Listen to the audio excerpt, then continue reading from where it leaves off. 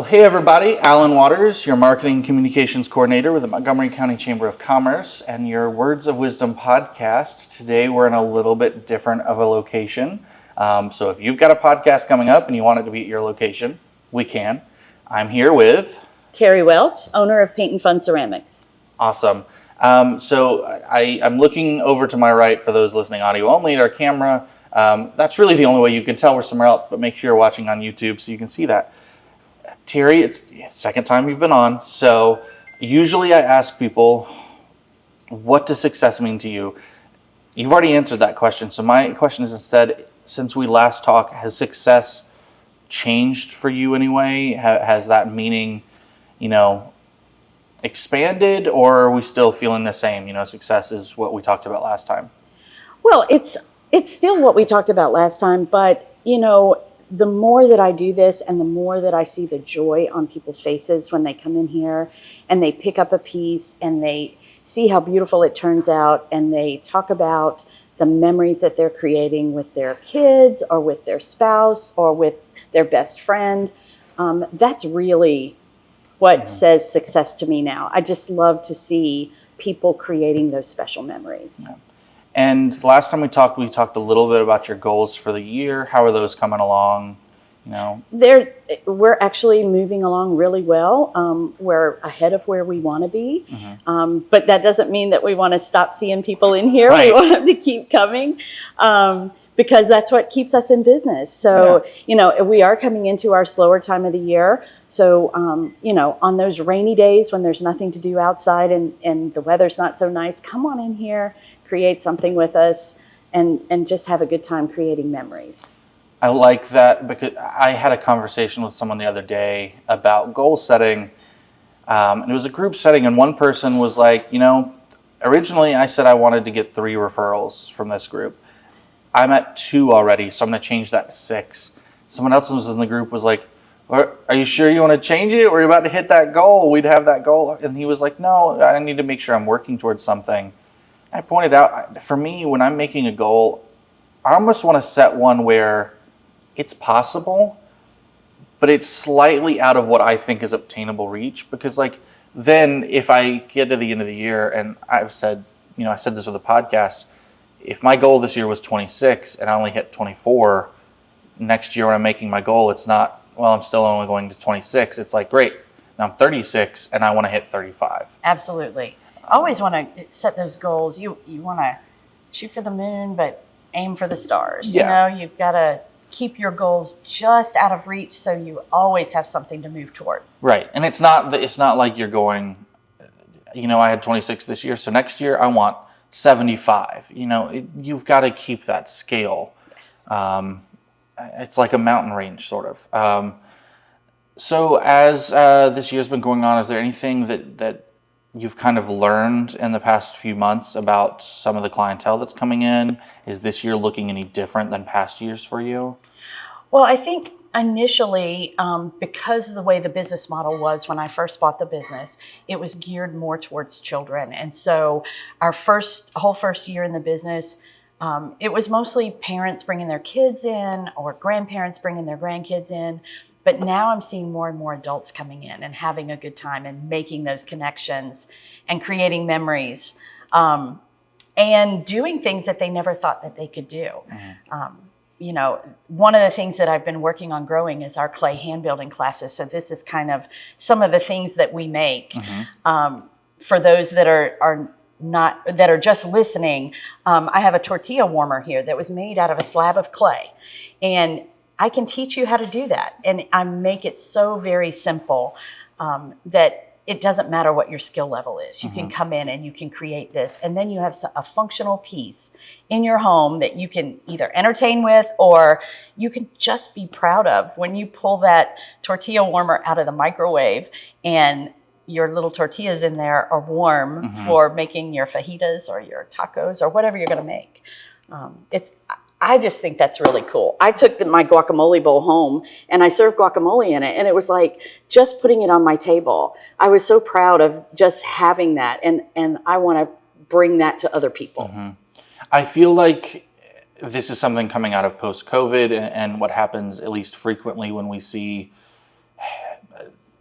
I'm hard up to say that like we're in a recession or those things, because I feel like that term gets thrown around a lot. But when you can do something that is also in turn a functional item, I feel like people can gravitate to that more often. Personally, I'm a function over form kind of guy. Yes. So if it's something I can come in and it's like, great, I'll have fun painting, but at the same time, I actually have something I can take home and use, I'm much more quick to do it.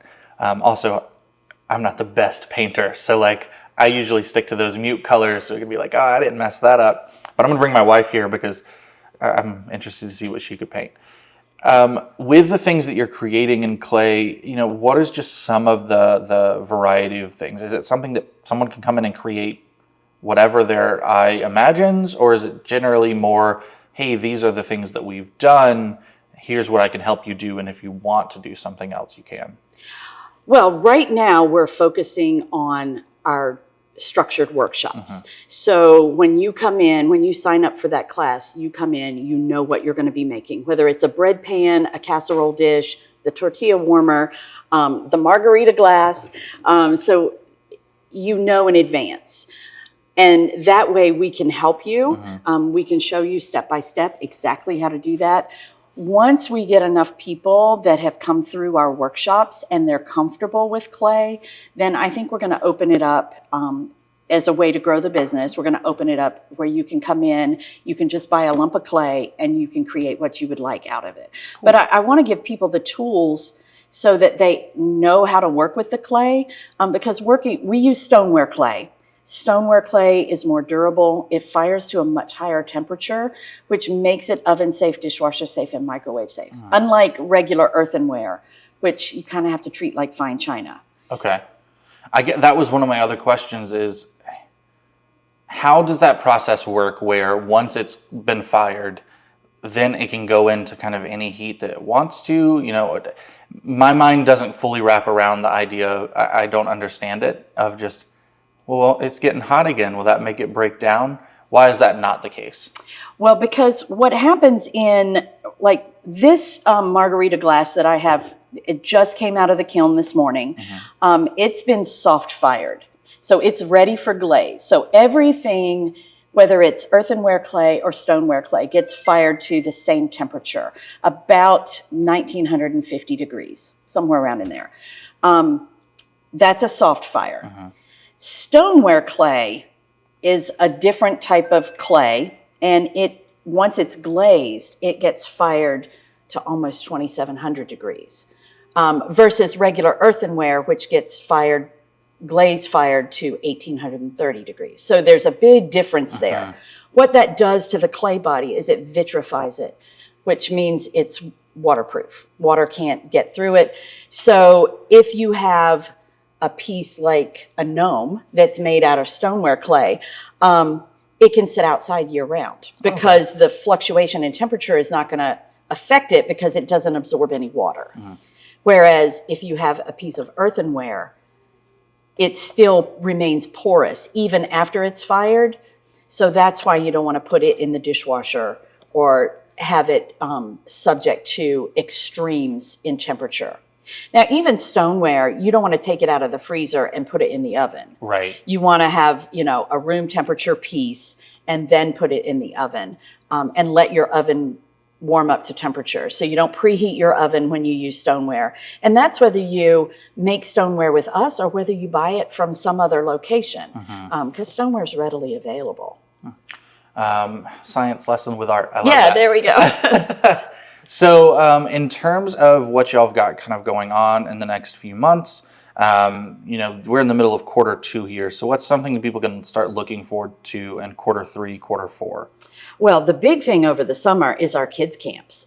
Every single week during the summer, we offer a different camp with a different theme, and kids will come in and they create all week long. And we have a set curriculum, so the kids are kept busy.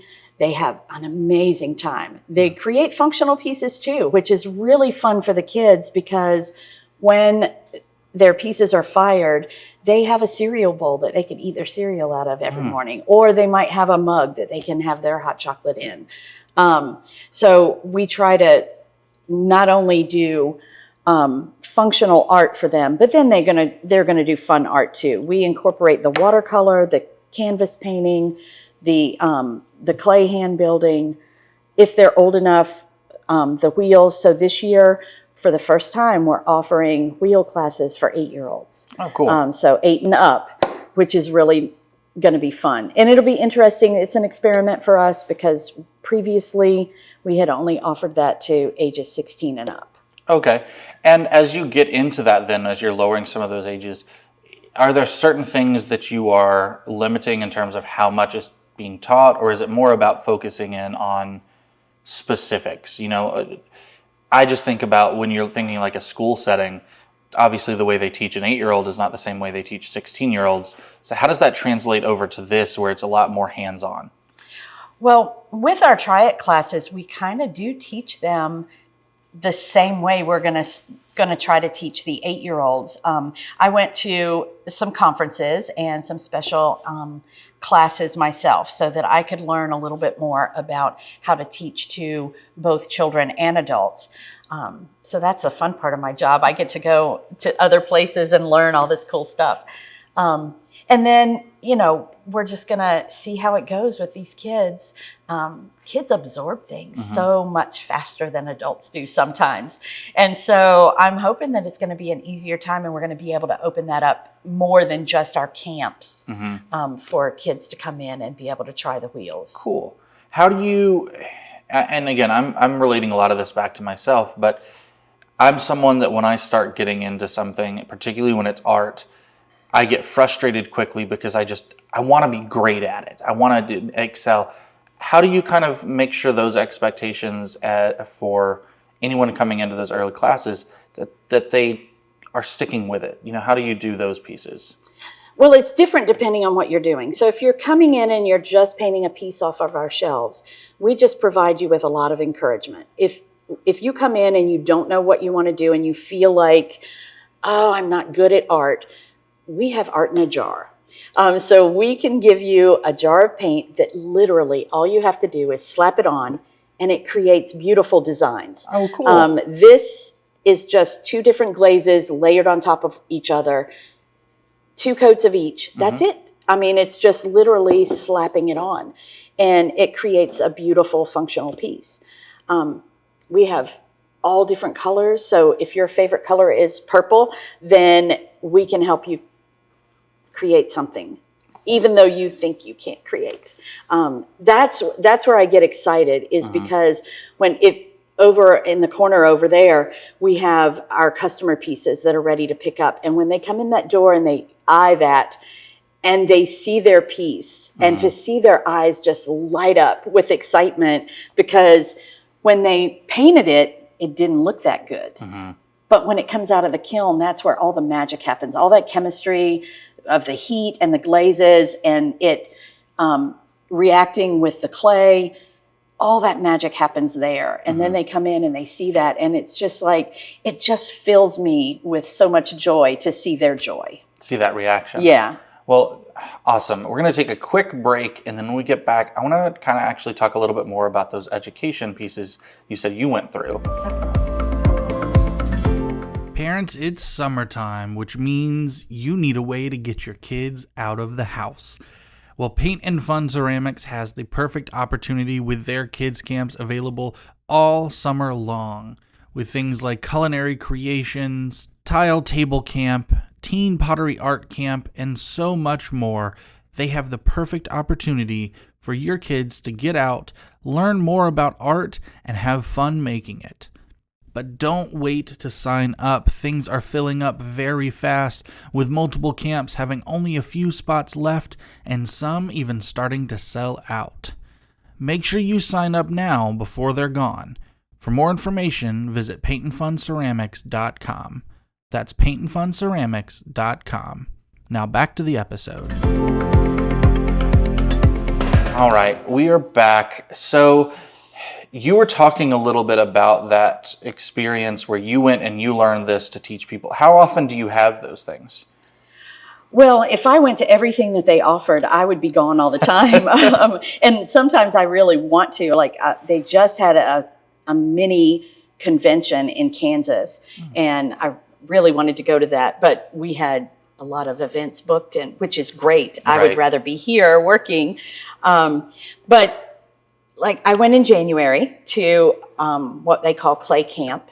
And so that's where I learned a lot about the clay hand building and new techniques to bring back and new templates that we could offer. In September, I'm going to go to our CCSA convention, which is the Contemporary Ceramics Studio Association. So that's kind of like our industry association. That's where PYOP, Paint Your Own Pottery studio owners, get together and they exchange ideas, they learn from each other, which is why I love this industry so much. It's so open and so welcoming, and other people are so excited to share their ideas and to help other people grow. I love that. I really appreciate you explaining the acronyms and stuff, because that's one of the funniest things to me. Every industry has their own acronym. Yes. And yet sometimes I walk into conversations and it's like, yeah, the XYZ went to the WP, and I'm like, yeah, what is that? Right, yes. Cool. So what role do you think that education plays in terms of the business side of things as well? Because, obviously it's teaching you a little bit more about the craft and those pieces, but do they also have things there that are focused on, this is how you are advancing the business, or this is how the industry is changing as well? Absolutely. It helps me stay up on trends. So our association, one of the focuses of the association is what's trending, what's going to be popular, how is that going to help the paint your own pottery industry grow. Our suppliers are huge in that, because they have people that's what they do. They design pieces that are on trend for the upcoming year. So they have to look ahead to see what's new in color, what colors are trending for the year, what functional pieces are trending, what decorative pieces are trending. So being a part of that association helps me to help our community stay on trend. Have there been things that you've seen, like physical pieces of art, that over the past few years just people aren't doing anymore? Because I think about my only experience ever with something like this in my hometown. I went in and painted a race car piggy bank. But like, are there any of those pieces that you just see, occasionally fall off or have come back around at a certain time? I think everything comes back around at some point or another, like the Christmas trees, the ceramic Christmas trees that your grandmother used to have. My grandmother had one. Those went away for a while. Back in the 80s, they weren't quite as popular, but now they've come back around and everybody wants one of those beautiful Christmas trees. And it's great that you can go buy one already pre-made, but to come in and make one yourself and have that to pass down to your kids, I think it's just priceless. Do you still do piggy banks? Is that a thing We do. anymore? It is. We have a lot of people that come in and ask for piggy banks, but they're not just piggy banks anymore. They're owls and they're elephants, and they're all different shapes and all different things. I actually just made a clay, and it's in the kiln right now. It's getting ready to come out. A piggy bank that we're going to teach this class. Oh, okay. And it's going to be a class for adults and kids. So kids can have their own piggy bank, but for mine it says future travel plans. And so I just put that on the side so that save up for travel. I might need to get one, because like right now we keep all of our spare change in one of those tin nutcrackers we got just one year, and I forget it's there. I love that idea of actually keeping track of it in that way. So in the store, obviously you've got a lot of different things to see here. How do you generally break things up for anyone who's coming into the store for the first time, what they're looking at and how that reflects on like price point and what the actual activity entails? So when people walk in the door, the first thing we ask them is, have they been here before? And if they haven't, then we kind of give them a brief tour. We talk about up front, our first two shelves are all of our stoneware pieces, and explain to them the difference between the stoneware and the earthenware. And then we kind of guide them through the next set of shelves, which is usually Everything that's current. So right now we have spring and summer items displayed. And then we have our functional items in a different part of the store. And then our fun, like party animal, decorative items all in a different part of the store. So we kind of break it up by function or decoration or season. Okay. So we already talked about, update from goals as of last time. We're sitting here quarter 2. When we come back in quarter 3, what are some of the things there that you want to make sure that we're looking at on your side? How can I help make sure our audience and myself are keeping things accountable there? Well, the big thing, I guess, is our 2 slowest months of the year, the most painful months of the year for us, are August and September. So if I can partner with businesses that want to do team building events and different things like that to sustain us through those August and September months until people start really coming back in, getting, the fall and the winter, because quarter 4 is usually very, very good for us. Yeah. But that very end of quarter 3 is really a tough time. And so getting that support, especially from the business community, would be key. Is that in part because going back to school and you're seeing there? Yeah, okay. And parents have a lot of things on their agenda at that time. And we understand that because I'm the same way. I've got kids in school myself. And so I know how that August you're getting in those last vacations before school starts. And then school starts and you're busy with all of that, getting school supplies and getting all of that stuff going. So yeah, it's a tough time. Do you have anything around that time that is geared towards the back to school? Do you ever do any specials or I don't know. I guess my mind was a pencil case, but then I was like, a clay pencil case at school might not be the best option. Yeah. One of the things that we try to focus on are teacher gifts. So a lot of times, you can come in and you can make a mug inexpensively to give to the teacher and just to show your appreciation for that particular teacher, or a plate or, just something decorative for her desk. Pencil holders. We have lots of those too. So cool. You can create things like that. We are going to do some special events this year in August and September. So watch our calendar. We'll have those. We're still in the planning stages, but we should have those out and ready in the next month. And with partnering with the local businesses and the corporations and things like that, how does that typically look? Is it you're doing, obviously it's different than your school kids. So how does it work and look for them? So it depends on what they want to do. But if it's a team building event, then we have all kinds of things that we can do. One of our most popular team building events is called the Mug Switch. And so we do a little questionnaire with all of the employees that are part of it. And they answer some generic questions like, where's your favorite place to vacation? What's your favorite color? It's personal stuff that you can get to know, but it's not a deep dive, right? And so it's kind of generic questions. And then we swap all those. We put them in a big bucket. Everybody chooses one, as long as they don't choose their own. Right. And then they create a mug based on what's on that question and answer. Oh, cool. So we did that actually in our case group. It was a lot of fun. And I ended up creating a mug with some mountains and an eagle on it for one of my fellow case members because that was kind of what they said on there.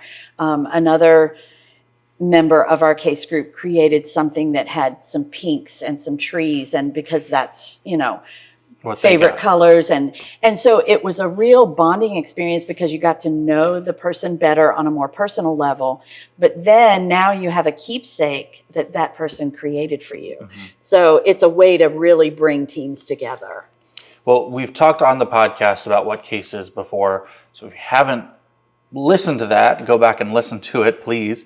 But break down case a little bit if someone listening that's the first time they've heard case.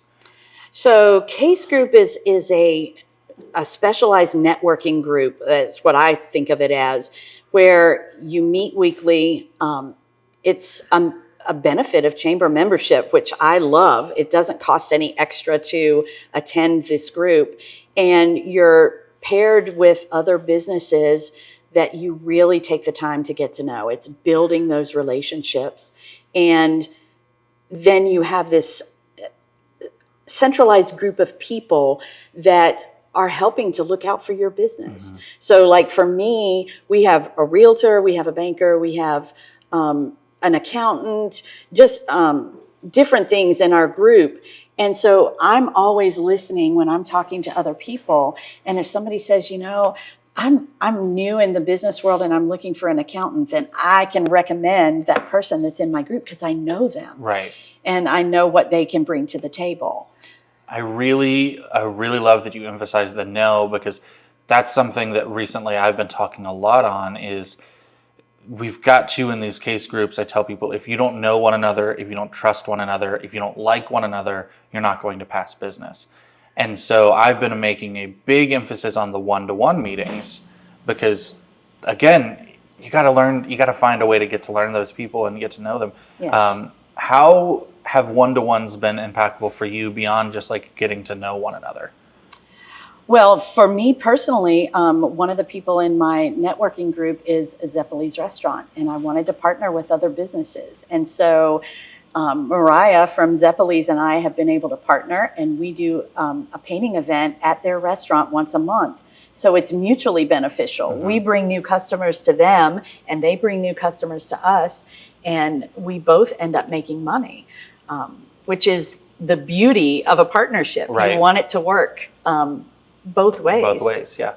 Make sure you're tracking that on your one-to-ones. We do, definitely, yes. In fact, this is a one-to-one for that tracking purposes too. Any final pieces, any piece of advice you want to leave people with after this episode? Well, I guess since we've been talking about it, the biggest piece of advice that I would give any business owner is get involved with the Montgomery County Chamber. It's invaluable.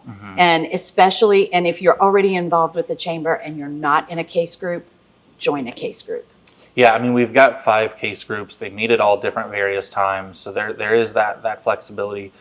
And I'm glad you say it, because I know for me it often comes across as selling, but anybody who visits the chamber can actually go in and look in our boardroom. There is an article that was put up in the 80s. And a lot of the things they talk about in there are the same things that we face today. It's not a unique situation. Honestly, I a lot of, at least what I'm thinking about small business, it's easy to get up to a problem and think, I'm the only one that's ever faced this. You're not. And No. I think we're such a really nice, tight-knit community that even businesses that are the same industry, there's been quick to have collaboration and say, yeah, if you're facing a trouble or a problem, let's talk about it and see how you might be able to fix it, instead of it being, oh, my competitor's facing a problem. Great. So I love that aspect of what we have. Well, thank you for being here with us today. Where is the place that everybody can go to find Paint and Fun Ceramics? Where can they, find you on websites and in person, all of that stuff? So we're on Facebook at Paint and Fun Ceramics. On Instagram, same thing, at Paint and Fun Ceramics. And you can go to our website, which is www.paintandfunceramics.com. So we keep it really simple. Keep it Everything's consistent. You can email me at Terri at Paint and Fun Ceramics. And if you have any questions, feel free to call. Our number is 540-251-3386. And we're located right inside the mall near Dick's Sporting Goods. So if you actually come through Dick's, and we're just a couple stores down on the right. Yes, on the right. I had to think about the directions. But yes. Yeah. But I did want to say one more thing about Case. It's for small business. It's like having 15 other people market for your business. That's just invaluable. You can't buy that kind of marketing. Yeah, that's how I've kind of been approaching it too, is that yes, the people in the room absolutely will potentially buy things from you, and you'll potentially get business from them. But I've told people, when you come into Case, don't treat those people as your targets. Treat them as an extension of you, because you need roughly 26 touch points for someone to remember who you are.